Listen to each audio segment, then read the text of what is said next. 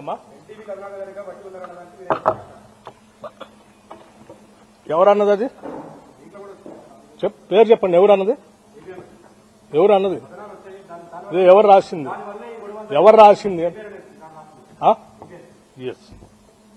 మరి ఆయన ఏడ కూర్చొని విన్నాడో, ఏడ చూసి రాశాడో నాకు తెలియదు. అది కూడా అడుగుతాను.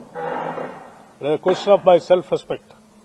నేనేం గాలికి రాలేదాకా 40 సంవత్సరాలు సభలో సభ బయట పోరాటం చేస్తూ ఈ సమాజం కోసం అడ్డంగా నిలబడి పోరాటం చేస్తుంటుంటాడు.